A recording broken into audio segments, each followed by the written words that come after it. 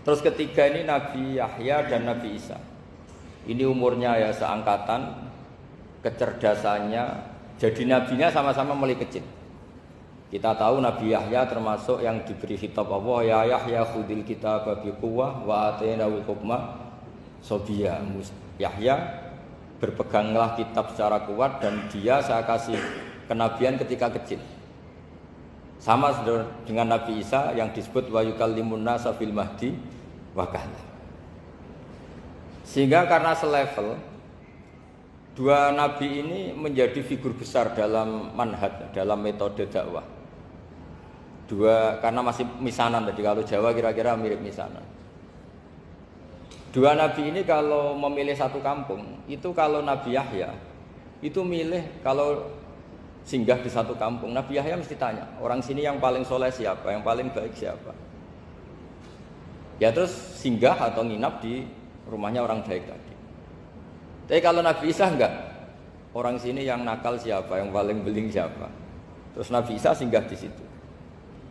Akhirnya ada pertanyaan dari Nabi Yahya, lima tanzilu ala syirarin nas. Kenapa kamu selalu singgah di orang-orang nakal? Syiror itu orang-orang nakal. Masyhur itu Nabi Isa menjawab, ana tabibun udawil mardo. Di mana-mana Nabi itu ibarat seorang dokter, kerjaannya tentu menyembuhkan orang-orang yang apa? Sakit.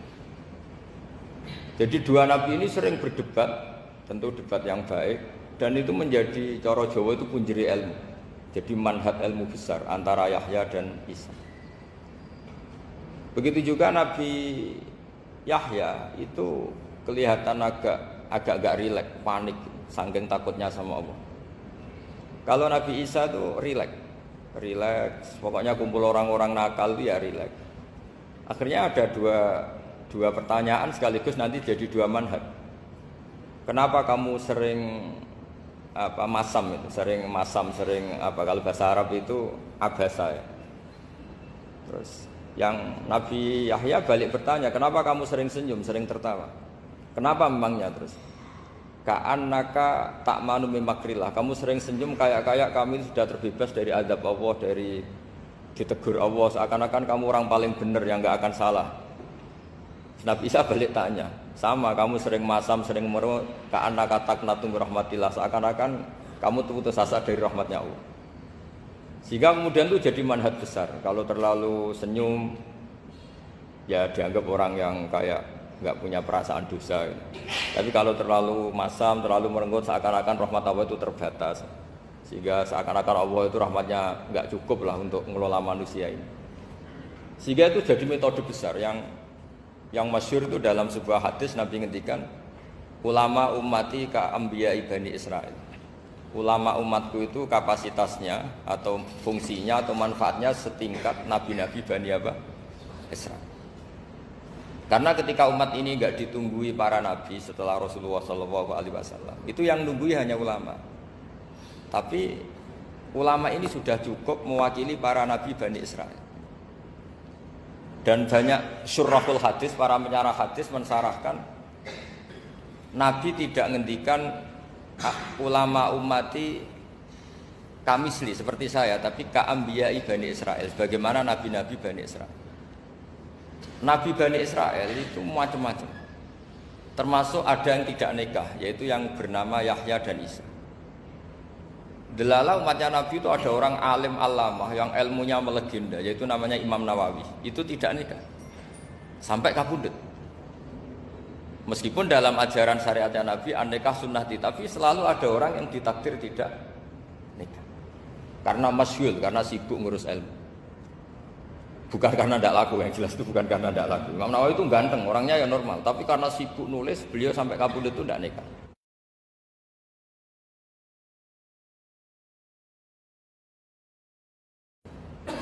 Imam Sibawayh itu suka sekali sama ilmu, menjadi istri utamanya ya ilmu itu. Dia ganteng, Sibawayh itu maknanya tuh apel, dia ganteng sekali, sampai banyak cewek yang senang. Akhirnya dia nikah, tapi nggak pernah dikumpulin. Dia belajar terus. Ketika beliau ke pasar, dulu nggak ada supermarket, beli kertas, kitabnya dibakar semua sama istrinya. Dikira istrinya terus mencintai dia, malah diceraikan. Itu siapa? Imam Sibawayh. Terus ada umatnya Nabi yang paling unik di dunia. Mungkin Pak dosen, saya kiai pun nggak bisa niru. Ada orang tuh ganteng sekali, istrinya cantik sekali. Itu tahu-tahu sudah 10 tahun tidak pernah hubungan suami istri. Karena ketika si suami itu tahu istrinya cantik, itu langsung sholat sujud syukur, sholat terus, saking senengnya punya istri cantik. Yang istrinya cantik juga solihah, tahu suaminya ganteng ya terus sholat terus syukur. Itu sampai berhari sampai bertahun-tahun. Terus ketika ketemu cocokan, dek kita sudah nikah berapa? Terus dilihat, kayaknya sudah 10 tahun, tapi tidak pernah hubungan. Oh itu nggak kebayang itu. Ganteng sama cantik, kalau jelek sama jelek itu mungkin. Yang satu bilang naudzubillah, satu itu kan nunggu rapak saja. Ini nggak ganteng sama cantik. Nah kenapa kualitas ulamanya Rasulullah itu bisa seperti Nabi Bani Israel? Karena agama ini, umat ini sudah ada ditunggui para nabi. Sehingga mau tidak mau kualitas ulama, alhamdulillah barokahnya Nabi itu berkualitas kayak nabinya Bani Israel. Nah ini penting sekali saya utarakan supaya dicek saja. Kalau kita nggak percaya, dicek saja dalam hadis-hadis sahih. Misalnya begini, ketika Nabi memenangkan perang Badar, itu ada Asra Badrin, tawanan-tawanan perang Badar. Nabi suka musyawarah, suka rembukan. Ya Abu Bakrin, menurut kamu tawanan ini diapakan? Kata Abu Bakar, hum asyiratuka. Mereka itu keluarga engkau, orang-orang Quraisy. Ya dibebaskan saja. Pakai tebusan, nanti uang itu kita kelola supaya jadi penguat Islam dan orang-orang ini merasa utang jasa karena harusnya dibunuh tapi kita bebaskan. Terus tanya, bagaimana kamu ya Umar menurut kamu? Kata Umar, ini kan orang-orang yang dulu ingin bunuh kamu, yang ingin menghabisi jenengan, ingin dan sudah ngusir jenengan. Ya setelah ketangkep ya dibunuh, kok repot. Apa kata Rasulullah? Rasulullah spontan ngendikan, inna masalah kayak Abu Bakrin kamasali Ibrahim. Kamu ibarat kayak Nabi Ibrahim. Izqala faman tabi'ani fa innahu minni wa man asani fa innakal ghafurur rahim. Jadi Nabi Ibrahim itu unik. Melihat umat itu sesyafakoh itu. Syafakoh itu banget sayangnya. Nabi Ibrahim cara berpikir, faman tabi'ani fa innahu minni. Orang yang ikut saya ya Allah pasti golongan saya. Tentu layak masuk surga. Waman asoni, orang yang mendurhakai saya, fa innaka ghafurur rahim, engkau maha pengampun. Bukan yang mendurhakai langsung masuk neraka, enggak, engkau maha pengampun. Wa masaluka ya Umar kama salin Nuh, isqala rabbil la tadzar ala ardi minal kafirin dajjara. Umar, kamu mirip Nabi Nuh, inginnya semua orang kafir dihabisin. Ya masyhur kan Nabi Nuh itu enggak ingin ada orang kafir sampai ada banjir tufan. Nah kalau sampean tanya bedanya apa dengan garis keras sekarang? Bedanya ya beda sekali. Kalau Nabi Nuh benci sama orang kafir itu diserahkan yang punya. Sehingga yang punya yaitu Allah yang menghukum dengan banjir bandang. Tapi kalau kita kan kadang kita bertindak sendiri. Jadi potensi disalahkan. Yang jelas dalam hadis-hadis sahih, Nabi Nuh itu tidak bisa mensyafaati karena itu. Ketika diminta ini hadis sahih bukan ada di Bukhari, ada di Muslim. Karena biasanya kalau di kota itu ditanya ini sahih enggak? Untungnya yang tanya kadang enggak paham, ini alhamdulillahnya jadi wah repot. Nabi Nuh itu diantara sebabnya enggak bisa mensyafaati adalah pernah corong Jawa maksudno kaume. Kalau dalam bahasa Arab itu da'a li Zaidin berarti mendoakan positif, kalau da'a la Zaidin mendoakan negatif. Kalau orang Jawa itu ada doa, ada pasot. Nabi Nuh adalah orang yang pernah maksudkan kaumnya. Saya cerita sedikit tentang Nabi Nuh dan Nabi Ibrahim. Nabi Ibrahim dianggap tadi cerminannya Abu Bakar, dianggap niru Ibrahim, cerminannya Umar, dianggap niru Nabi siapa? Nabi Nuh.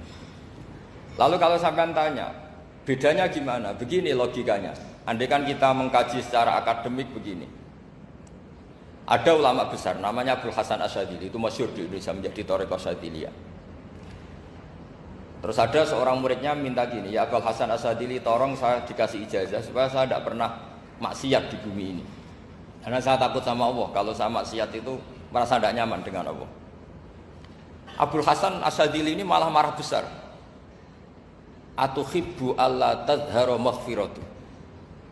Kalau kamu tidak pernah maksiat, berarti kamu suka maghfirahnya Allah Ta'ala itu tidak kelihatan, karena tidak ada yang maksiat. Tapi bukan dukung kamu yang tidak ada, ini cerita ilmiah. Tapi kalau Said Abdul Al-Haddad itu kebalikannya. Ada orang fasik gitu hidup berkeliaran, mengganggu masyarakat, ganggu ketertiban agama. Ada kiai atau siapa gitu mendoakan supaya tobat atau dikasih panjang umur supaya nanti bisa tobat. Itu beliau Said Abdul Al-Haddad marah besar. Man da'a li fasikin bil baqa faqad ahabba ayu sawahu fi ardi. Orang yang mendoakan orang fasik hidup berarti dia suka Allah dimaksiati di buminya. Jadi akhirnya jadi kutub besar, yang satu Sadziliyah, yang satu Haddadiyah. Kenapa ya? Karena tadi yang satu cerminan Nabi Isa, yang satu cerminan Nabi Yahya. Sebagaimana sabda Rasulullah tadi, ulama ummati ka'ambiyai bani Israel. Juga masyhur dalam aplikasi pengajaran juga gitu. Masyhur sekali dalam kitab-kitab diceritakan. Kalau Said Abdul Haddad, kalau ada orang sowan itu, kamu ngaji sama siapa? Sama si A. Pernah nangis gak pas ngajar? Gak pernah. Udah gak terus, gak usah diterusin ngaji orang seperti itu. Hatinya atos ya, wong orang iso nangis ya.